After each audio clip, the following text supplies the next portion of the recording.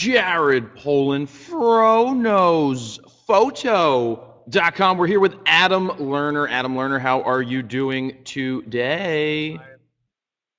On this incredibly blustery Sunday morning. How are you? It's cold out. I'm good. It's cold, and I went and got a bagel, and I made 3 eggs, and we are live. So let me just ask you guys again, if you could tweet out that thing, that link to the website that I posted a few minutes ago, which I already lost it in my copy and paste. Feel free to go ahead and do that to send people to FroKnowsPhoto.com/Spreecast. If anybody could throw that link up and just have people, hold on. Post that link for me, and thank you, Max. Yeah, if you guys could tweet out and put that on Facebook, we'll get more and more people in on the chat. So this is what we're going to do today. I got back from CES. We're going to talk about CES. We're going to talk about the D4, the Fuji X1 Pro. We're going to talk. Adam's going to talk a lot about Lightroom 4 because he's the one who's been using it. I haven't used it yet because I was away when they released it. So that's a good thing. And yeah, we're going to get you guys on with your questions as always and get you on video. So here we go. Why don't we start with CES and Las Vegas?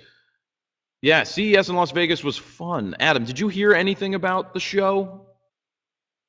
I heard a lot from you, Jared, and I kind of followed, some of the different blogs out there and looked at a lot of the new gear that's on the horizon. And there's a lot of stuff out there that looks pretty tempting, I must say. I mean, I think that a lot of us are kind of like freaking out about the Fuji X Pro 1. I think that's looking pretty good. And I don't know, you saw a lot more hands-on kind of stuff, so you probably know better than I do.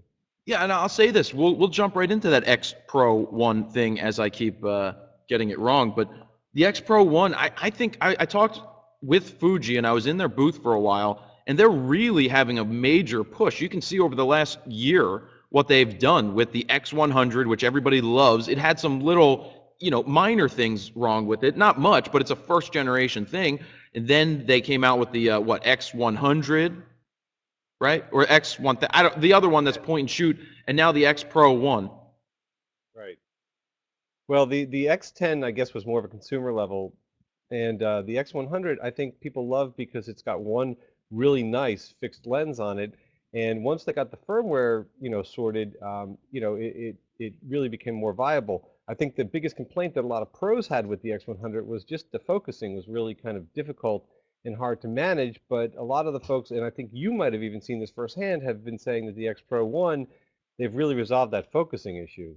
Yeah, absolutely. And that it's it's a $1,700 camera. Each lens is going to be $650.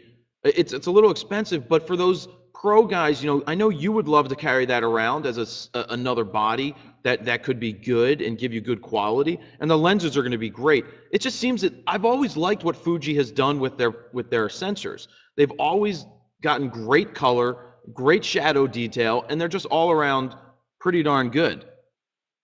Well, apparently, from what I understand, they kind of changed how they did their sensors so that they could get more resolution. They're claiming that it's going to be somewhat on par with full frame. That has obviously yet to be seen. Sure. The other thing I love about it is that it's a metal body. It's fully manual controls. It's a rangefinder with what do you call that? The viewfinder there. Hybrid. It's that Hybrid viewfinder. Hybrid viewfinder, which I think is fantastic. I think that's definitely the way to go. So I think what you're going to have there is kind of like a semi-professional camera. Obviously it's a new system. However, there is an M mount, so any of those folks with Leica lenses out there and older Leica M mount lenses, manual focusing lenses, will be able to use those. So I think it opens up a lot of possibilities. It's kind of like I don't know, I wouldn't say poor man's Leica, but I would say an alternative to the Leica M9. That's what I'm thinking it's going to be. Absolutely. Yeah, and I think it's a much less expensive one, and we just passed 200 people, so that's pretty good. What's an M9 body? M9 body $8,000? $9,000. Okay, so for $1,700, with the ability for you to put Leica glass on there, with a hybrid viewfinder and a really big sensor, yeah, I think it's going to be a contender. I'm really excited about it. All right, you know what? Let's try to get some questions up here. Somebody asked about the D800, and that's definitely a good question. I'll be straight up. it doesn't exist, but all I know is that so many people that I ran into at CES said they've held the thing. So it's probably the most non-existent camera that exists at this point. And Right. from what I was told, 36 megapixels, it's a slower camera. I think it's going to replace the D3X for a much less price. And this isn't like this people holding on to the camera. They say it takes that new XQD card, which is a whole nother discussion.